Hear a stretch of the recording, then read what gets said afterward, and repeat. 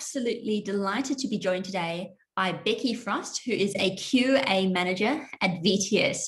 Hello, Becky. How are you today? I'm great. Thank you for having me. We're delighted to be joined by you.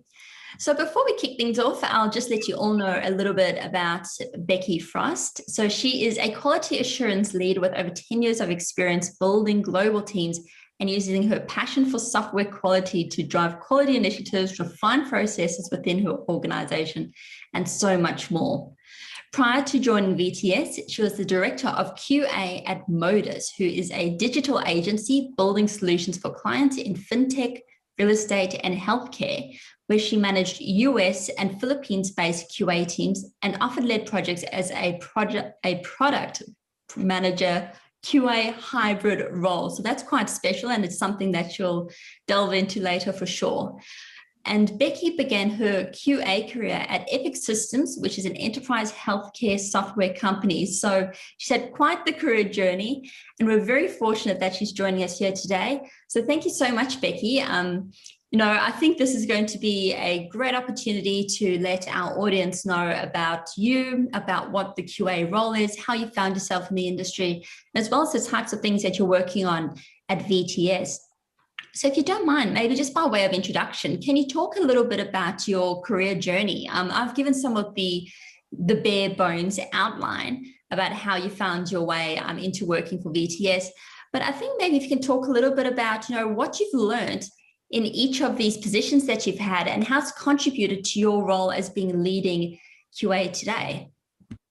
Yeah, sure. So, like you mentioned, I've been working in quality assurance for over 10 years now, which feels crazy.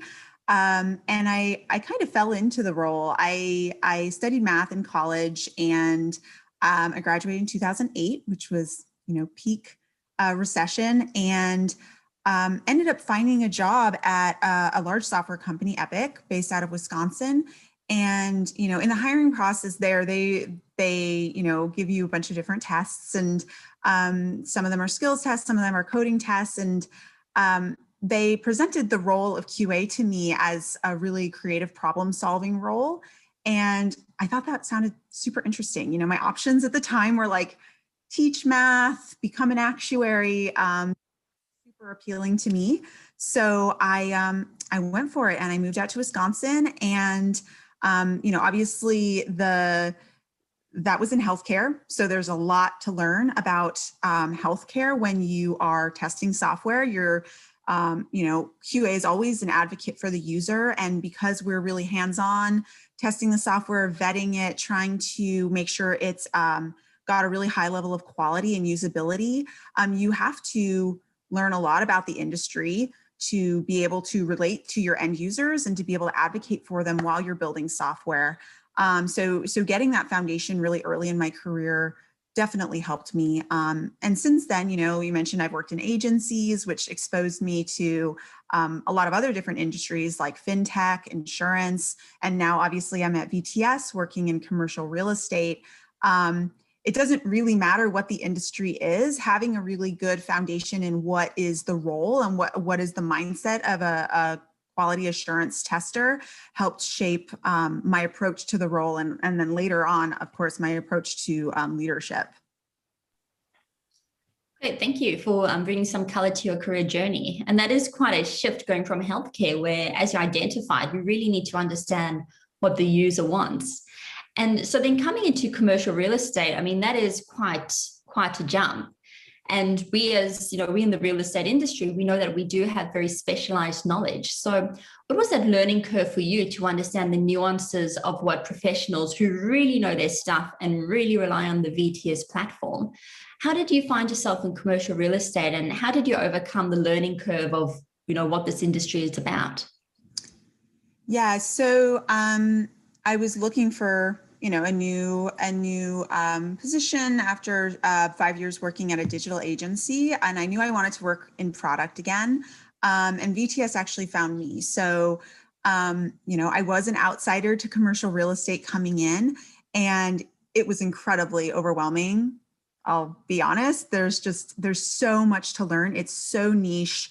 There's so many concepts that most people who aren't in commercial real estate you're just not exposed to a lot of these concepts, a lot of the financial terms.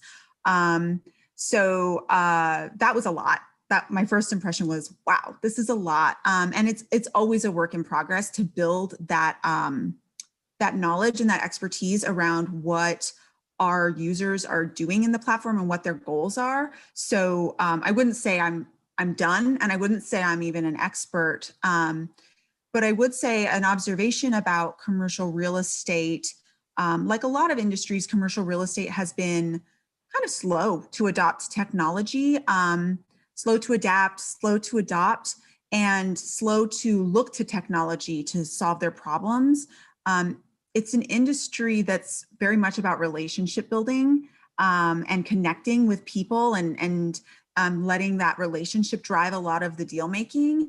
And to their credit, commercial landlords have had huge successes not using technology by doing it this old school way. So they feel really connected to the way that they work, and they're proud of the way that they work.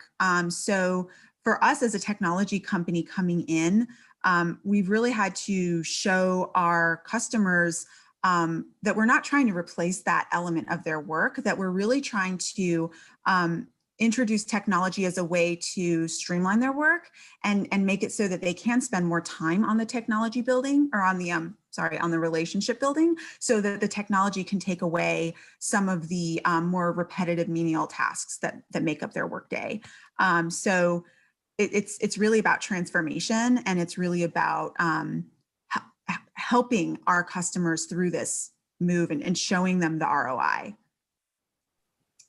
Fantastic. And exactly that, for professionals in the real estate industry, when it comes to adopting a new technology, there tends to be a hesitancy because, as you've identified, our industry has been able to do transactions for a very long time, and it's worked, and it is a people business. A lot of people get into real estate exactly because of the people business side of things and the relationships that you can propagate. And then to have a technology that takes out a lot of the legwork, that has greater governance, has more transparency, has more efficiency, is definitely the way to work. And I kind of remind people, it's like, well, would you want to live in a world without an iPhone? And a lot of people say, well, in some ways, yes. But to be honest, that kind of technology, and all technologies really are there to take away the grunt work from the stuff that we don't want to do. So, some people are like, oh, I don't want a robot taking my job. I'm like, well, I'd love for a robot to take over much of what I do, because so much of it is just admin and stuff that we shouldn't be focusing on. So I know when I've attended different VTS events, it's almost comical, just the extent to which your customers love what the platform does. So I hope as you became more educated around the role of commercial real estate agents, you also kind of drank the Kool-Aid and, fell in love with the platform itself, because it is really quite incredible. So can I ask you, as part of, joining the VTS team, what was the process like in terms of training? Do they have an internal training operation? Did you need to do a lot of research on your own? How did you get around some of these hurdles that you needed to get a sense of in terms of fitting into the commercial real estate world? Yeah, so VTS does have onboarding for all new team members. We are growing at an insane rate. And so all new team members at VTS go through a series of 101s. So one of those is CRE 101. And I'll be honest, I'm pretty sure when they were going through all these terminology of the industry, it's a lot. It's a lot to take in. You kind of go blank and think like, oh gosh, is there going to be a test on this? But it is something that you just continue building over time at VTS. So we do have onboarding. As somebody who's part of the engineering team and part of the product team, the learning is continual. It's always going. We're always learning more. We're always learning more about our users and what they need.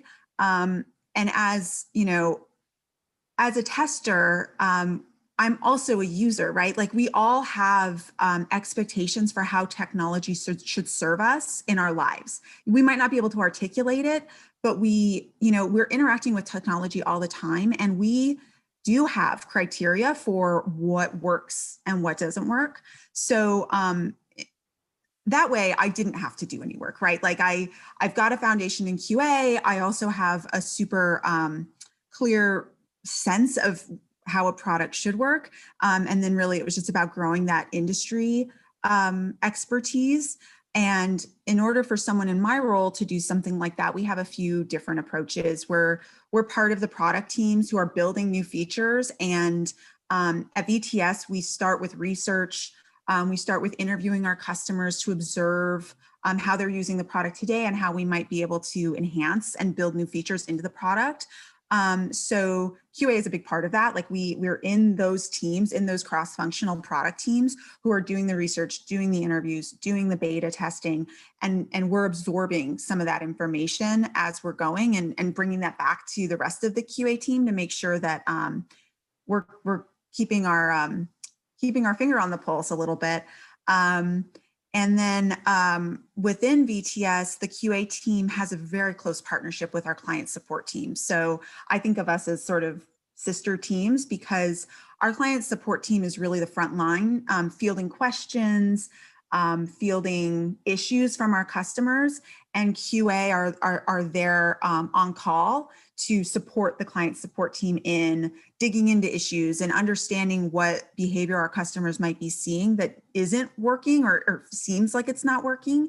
And through those conversations, we're also able to pick up a ton of context around how our customers and how our users not only are interacting with the system, but expect to be interacting with the system, and if we're hitting that mark. So those are just a few of the ways that we're able to pick up more knowledge as we're growing and building product.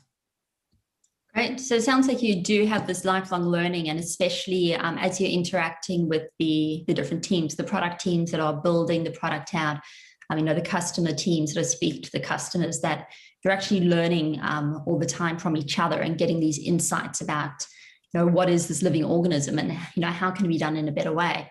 But you've kind of already touched upon it a little bit, but maybe just for the benefit of some of the real estate professionals that are part of our audience, we can maybe take a step back and define, what is quality assurance really? Can you talk about just essentially like the 101 of PropTech for our audience? What is quality assurance? What is your role? What is your purpose? What are your day-to-day responsibilities? And how do you interact on a day-to-day basis with the other teams? And what does this role really look like for somebody also that might be interested in going, well, actually, this sounds like something that would appeal to me. Maybe I'll think about making the step over. Yeah, for sure. Until I was in the role, I didn't know it was a role. And I think there are a lot of roles like this in technology companies that outsiders might not even realize are a thing, are a career path. So quality assurance, I think when most people think about quality assurance, they probably are actually thinking about it in more of a manufacturing context. It's like that last person at the end of the assembly line who's inspecting the finished product and getting a stamp of approval on it, or it's getting thrown in the defective pile. It's not so different in software, other than I would say the processes that we use at VTS within our engineering and product development teams are agile software development process. So they're very iterative.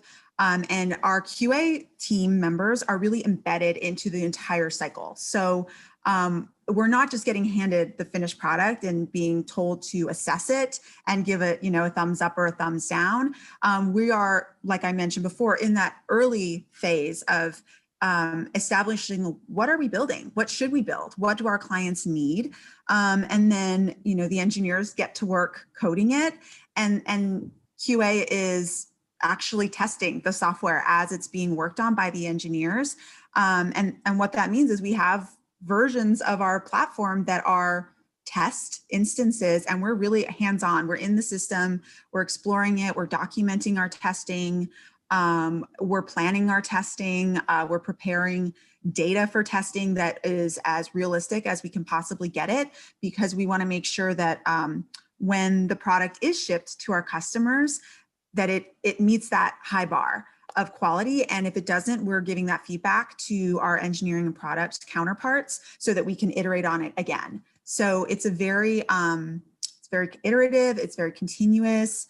We're deploying updates to our product twice a day, maybe more in the future, but QA is part of that whole flow. And like I mentioned before, also we are kind of on the other side of things by partnering with client support and fielding questions and issues and tracking defects in the product as well. So there are always defects. You know, we can't get our defect rate down to 0, but we can try. And my team is responsible for capturing defects, tracking them, escalating them, investigating them, everything having to do with bugs. That's our world. We love bugs. We love to hate bugs. Fantastic. I love to hear that you love to hate bugs. So, you know, that you are up for any challenge and you don't just see a problem as, oh my gosh, this is the end of the world, but you see it as an opportunity to kind of really, you know, crack the issues and evolve the product. That's pretty impressive also that you're providing updates twice a day. I mean, I'm sure most people didn't realize that, but I guess it just really shows just how complex the system is and how hardworking your team is. So that's quite incredible.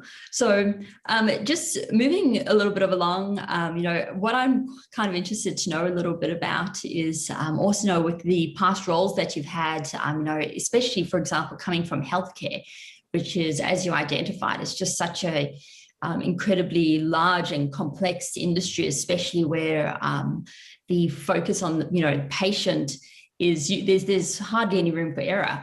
Can you maybe talk about some of the transferable skills that you've gained from the past roles that you've had that have made you so successful today?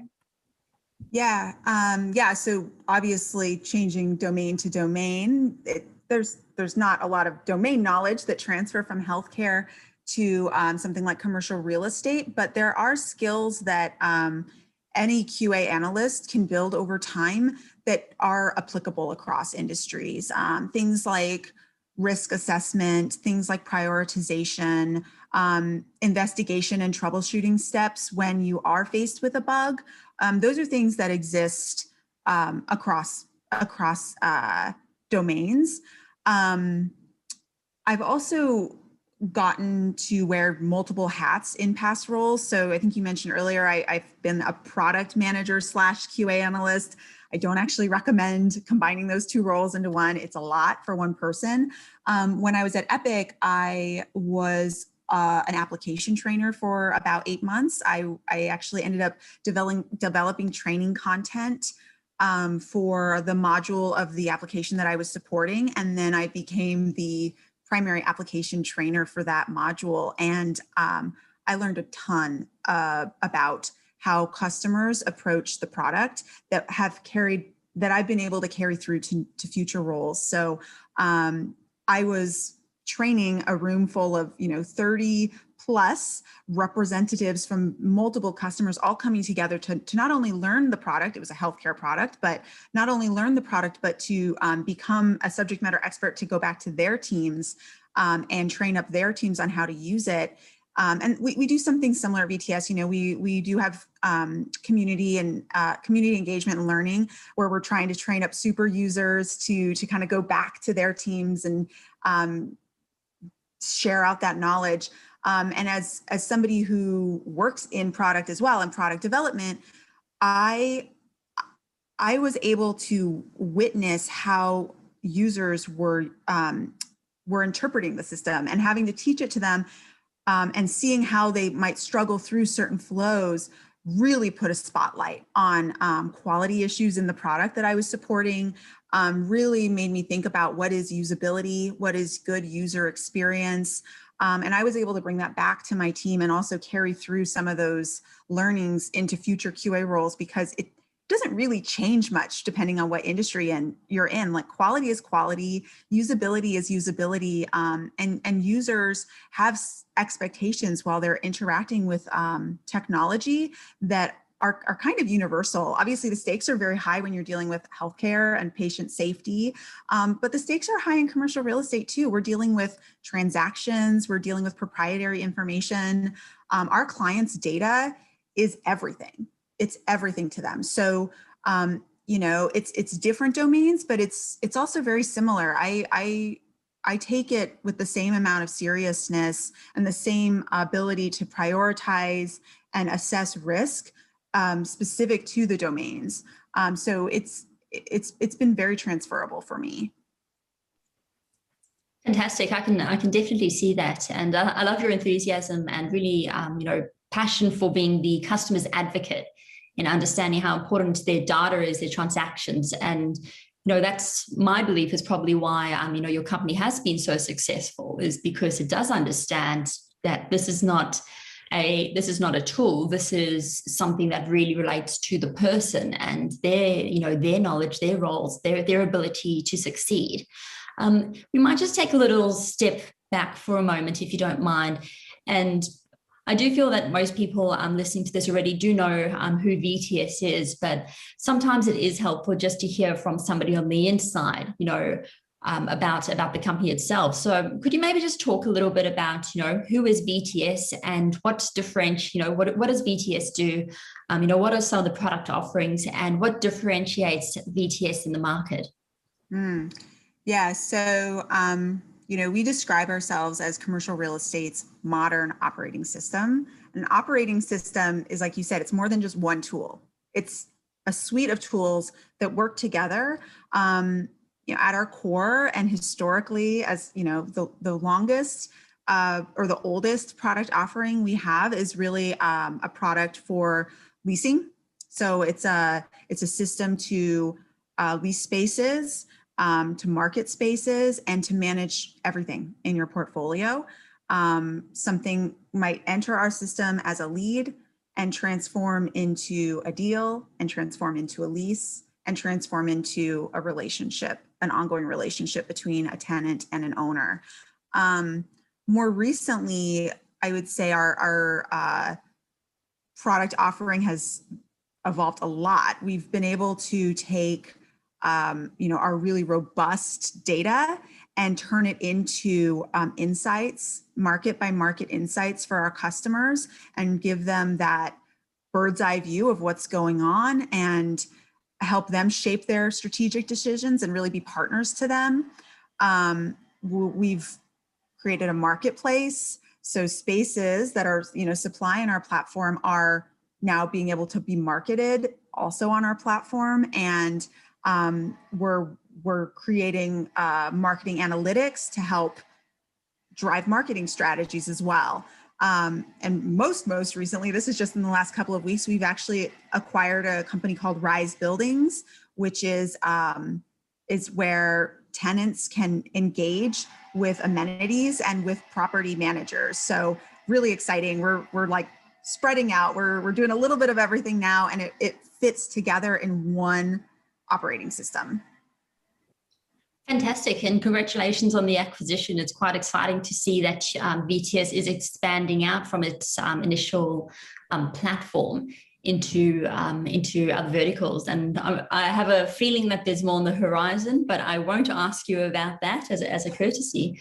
But I suppose what I'm interested to know now is that as VTS expands its offering, how do you define your customer? Because customer is really core to what you do in QA, because you are representing the customer. And what advantages do you see for your clients that are using the VTS products? Yeah, so I apologize for that background noise. There's some drilling going on in the street. So I would say our core customer or our core subscriber, the person who's paying for the platform, is the CRE landlord. The users of the platform are really everyone that they work with and everyone who is interacting with the landlord spaces. And our products really just enable those people to do their jobs better, faster, and more connected to one another. So that could be agency brokers, landlord brokers, asset managers, property managers, C-level, CEOs, tenant rep brokers. All of this is now connected in one tool or one system, really one operating system.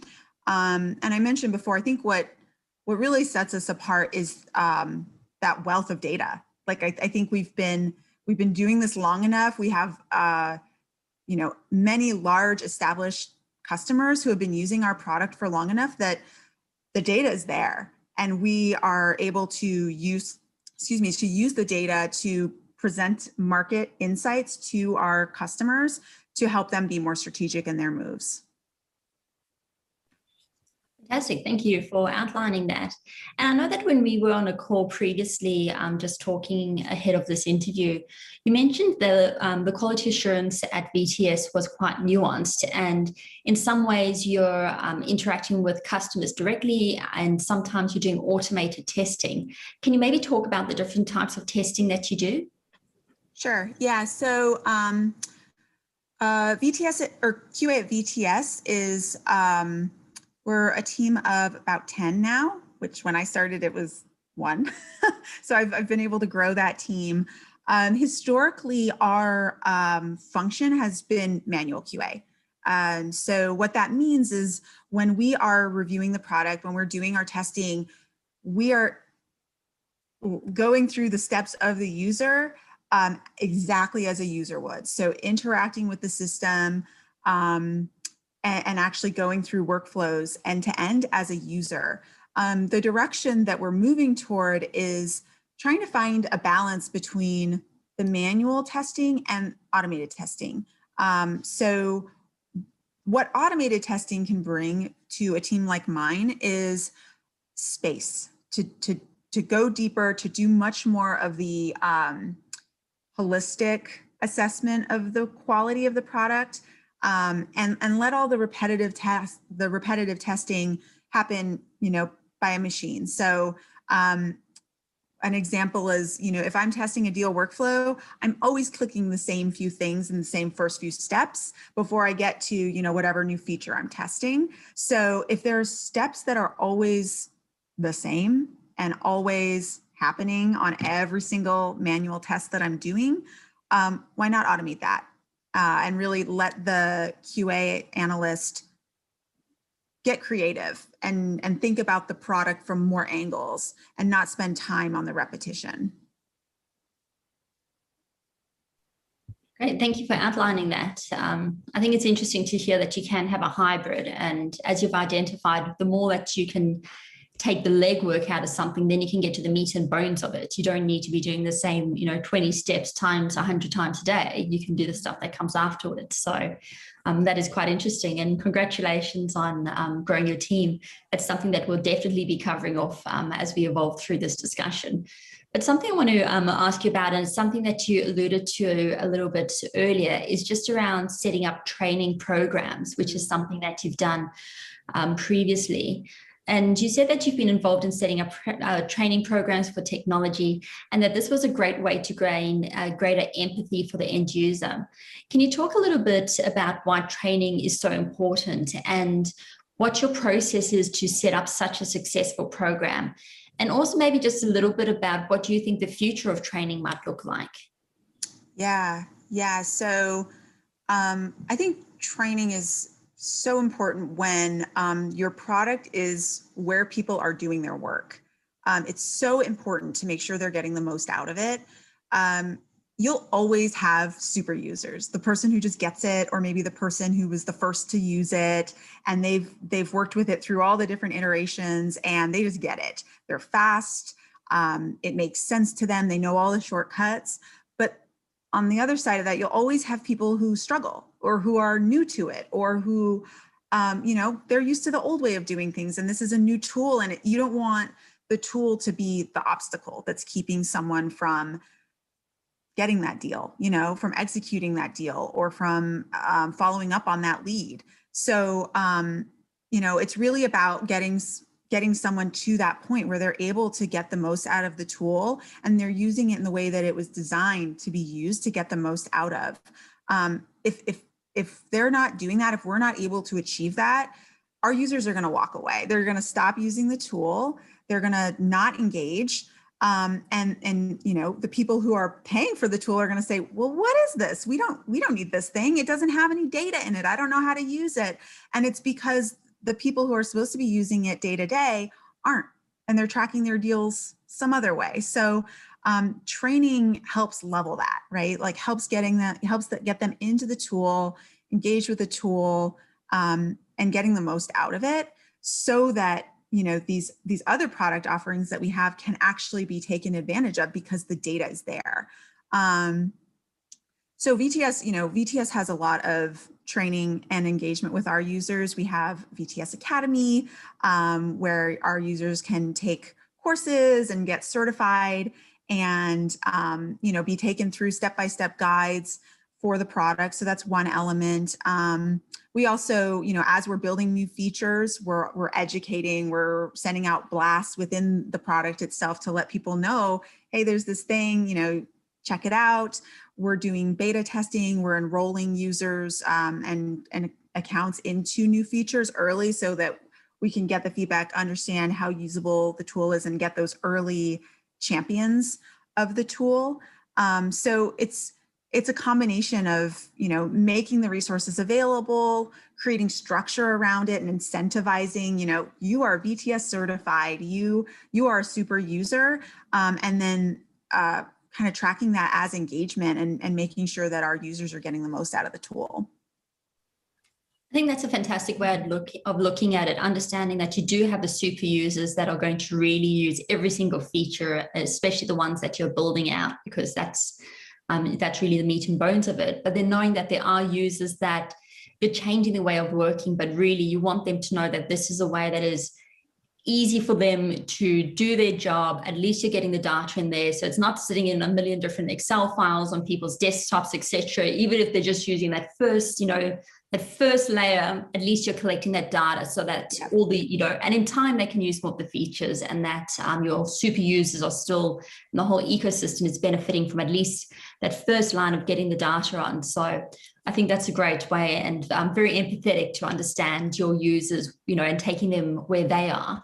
I might switch modes a little bit and just come back to some of your managerial experience. And previously you've mentioned how when you started at VTS, you were QA employee number 1, and now you've grown your team to a team of 10, which is fantastic. And and I believe you said that your team is global in location. Mm-hmm. Is that correct?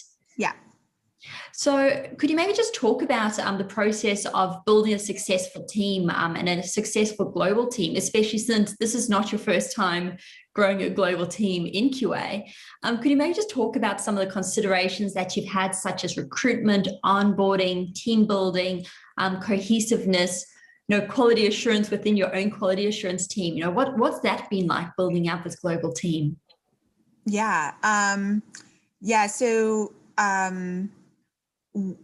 when I historically have managed global teams, I kind of inherited it. I got promoted when I was already on the team and the team existed. And when I came to VTS, they had QA in the past, but it never really was a QA team. They were always part of engineering, and our QA team is part of engineering, but they never had a lead. So it was really important to me to build out a team unit. Even though we're part of engineering, we're part of product, I wanted us to have a clear identity as a team. So, starting from the beginning, recruitment, just having really consistent practices. My role or my job description when I'm hiring doesn't change based on where I'm hiring. It doesn't even really change that much based on the level of experience I'm looking for. I'm very consistent with who is our QA, like what is the role, what are the responsibilities, and having the same threshold of quality in the recruitment process.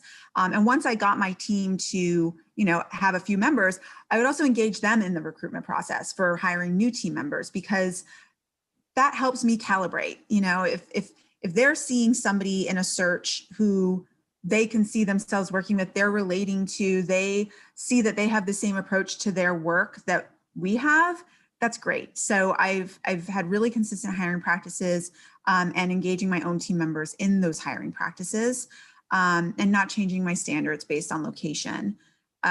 Another thing that I did pretty early on in my growing of my team at VTS was to have a workshop where we defined our own team's mission, vision, and working norms.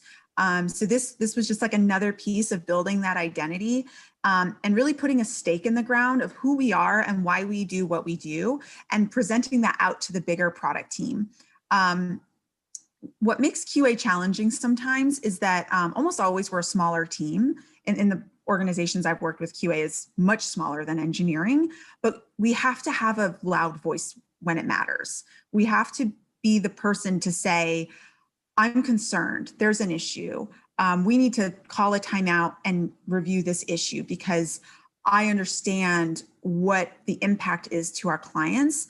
And it's not always a fun position to be in within the context of a team. It's a bit of a downer sometimes, and you don't want it to be adversarial within the bigger team. So it was really important to me to establish who we are, how we work, and share that out with the team to build that rapport and build credibility within the bigger product team, so that when we did come to a situation like that where one of my team members has to use that voice, we're trusted. People look to us and they say, I know who they are. I know why they do this. I know what their standards are.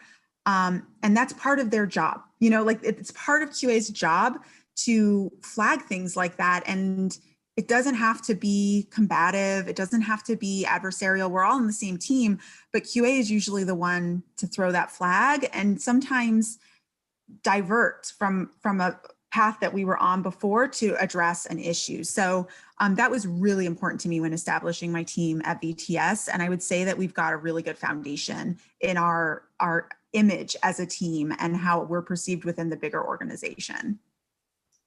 Fantastic. And I like that you've kind of put yourself in the shoes of the engineering team and how they might perceive something as criticism, and knowing that you need to build that relationship so that they understand what your role in the organization is, and that it's not there to criticize, it's there to improve the product and the usability, and to have that right kind of working relationship. That's a very real estate perspective. So you've definitely been adopted by the real estate community. So I commend you on that.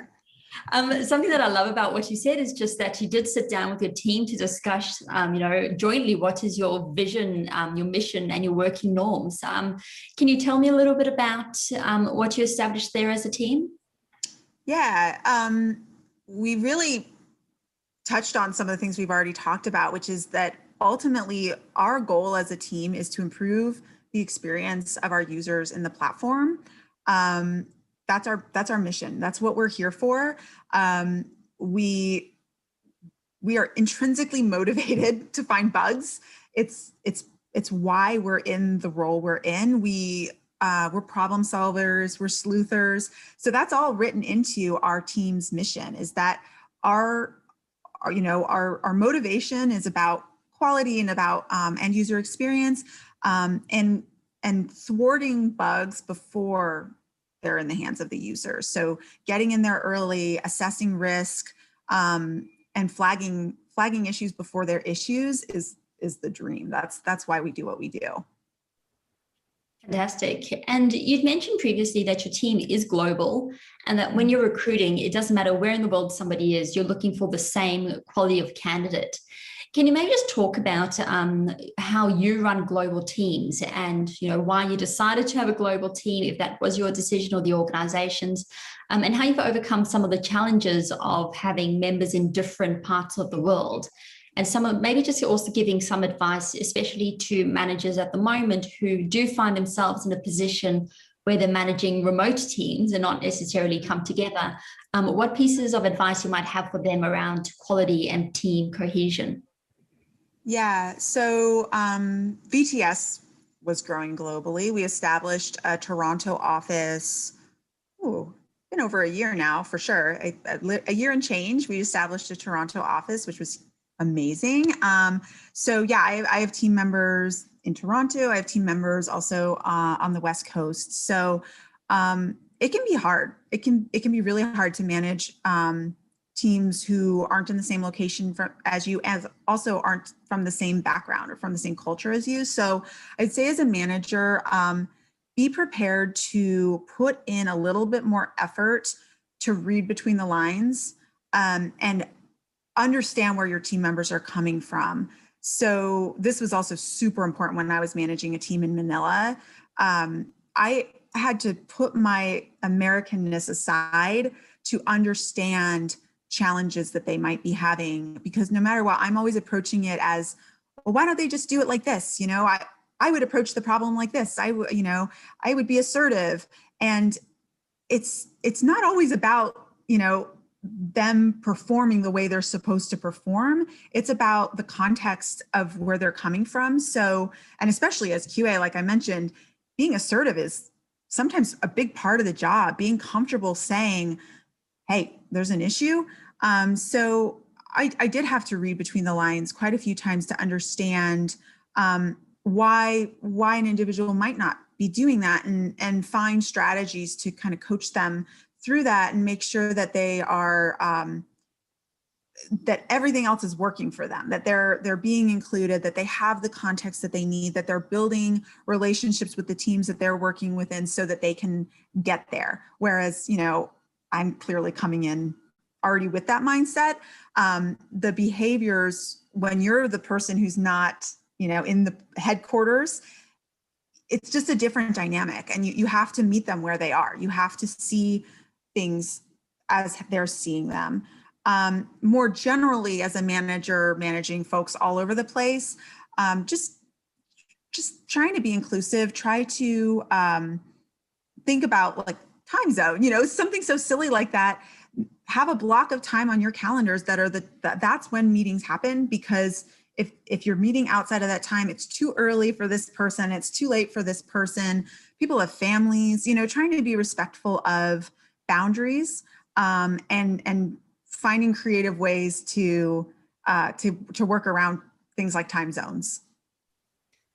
Fantastic. And again, I seem to hear this theme of empathy. No, it's not just, you spoke about empathy for your customer before, and now it's empathy for your team. And, again, I believe that this is what makes you such a strong manager, is being able to bring this into your role. So I commend you on that.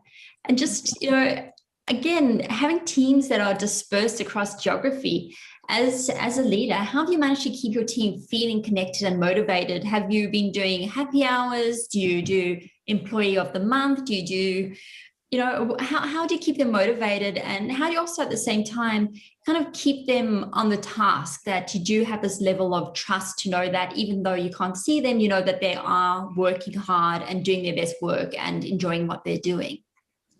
Yeah, it's a challenge. It definitely takes more work in the last year than it did before. When we were all in the same office, I picked up so much context just by sitting in the same row as my team members. I could, see how they were walking in and know that something had happened, or they were in a funk, or overhear a conversation that they had with someone else about some challenge they're having. And then I could, follow up with them one-on-one. So definitely having us all be remote has been a challenge, and it does take more proactiveness on my part. So it's checking in a lot. I have regular one-on-ones with each of my team members, but I'm also just available. We use Slack. I'm online. If one of my team members reaches out, I always prioritize them. I never make them feel, I try anyway. I try to never make them feel like they're second on my list of priorities. I always make sure, if our one-on-one runs out of time, follow up with an additional slot, or ask them, do you need more time? We can grab more time. So it's trying to make sure that we have the touch, to have the contact, even if it's over Zoom. Within the team, I try to keep things light. Like, we have a private Slack channel that's just for our team, and we just have fun. We Slack all day long and share funny things from the news, or jokes. We've had a few game nights where we use Jackbox or whatever digital games where we can all play together. Celebrating personal wins. I try to bring my whole self to work. So I'm sending pictures of my baby to my team. I'm keeping things light because I want them to know they can do that too, and that I see them as whole people, and I want them to feel that they can bring their whole self to work. But also having, boundaries, privacy, making sure that if I see one of my team members is logging in at 8 p.m. every night to do extra work, I'm checking in with them to make sure they know that's not required. Like, if they've got too much work, we need to talk about what's going on. So enforcing boundaries when it seems like things might be unclear is something else I've had to do during COVID. Fantastic. And thank you so much for sharing those insights. I can see why you would have a happy and productive team, just really, again, having a people first approach, I think is just so important. We're running out of time, so I'm going to start wrapping up here a little bit. But something that I do want to ask you about is just, again, it's coming from outside of the real estate industry and with just your broad technology knowledge from having worked in healthcare and working in agency and so on and so forth. Now, what kind of types of technologies do you think that the PropTech industry would benefit from? It might not be an actual technology itself, but maybe just a way of working. What do you think would help to make the industry better and more productive? Yeah. So I feel like it's more like a theme, but really anything that brings the seller, the landlord, and the buyer, the tenant, closer together and more in sync, more communication, better relationship. That's the direction I've been witnessing. VTS is embracing that by acquiring a team like Rise, who that's their world. They are helping tenants connect with, the seller, to engage with amenities, to make sure that they are being taken care of, to make sure they're happy in the space, and that they're going to stay in the space, or if they do need to leave the space, that the landlord is aware of it and can maybe help them with their next search. We're also doing that through our marketplace, getting spaces out there so that tenants can find them and engage quickly and start connecting really quickly. So it's less about a specific technology and more about anything that adds to that time savings, usefulness, connection. Really, it's shortening that cycle between those two key players. Fantastic. Thank you for the tip, and I think it's great to hear that is part of the ethos at VTS already, and especially as they're expanding their product offerings, that it is about the customer and the tenant and that relationship. So Becky, this has been absolutely wonderful. Time has flown by so quickly. There's so much more that we could have spoken about, and we've gone through your career journey coming from healthcare and agency into commercial real estate technology. We've spoken about, VTS and the new product offerings and how your team fits within the ecosystem and within the broader VTS as being quite intrinsic and very empathetic to the way that the company operates in the different roles. We've also spoken about you as a manager and the success that you've had, again, by applying empathy to the way that you operate your teams and the way that you do so globally across time zones and really having a human-first approach within this. Before we sign off, I suppose, is there anything else that you'd like to address as a final comment that perhaps we haven't had a chance to touch today? No, I mean, this has been really fun. I'm super excited to be able to share a little bit about my background, a little bit about the role of QA. I do think it's one of these roles that just doesn't get the spotlight a lot of the time. And being a woman in PropTech, I love hearing from other women in PropTech. So this has been a ton of fun. Well, thank you so much, Becky. It's been an absolute delight to speak to you. I think following this interview, we'll probably find some more people finding their way into QA now that they understand what the role is and the transferable skills. So keep up the great work that you're doing and the enthusiasm that you bring to the industry and to your team. Thank you so much. Thank you.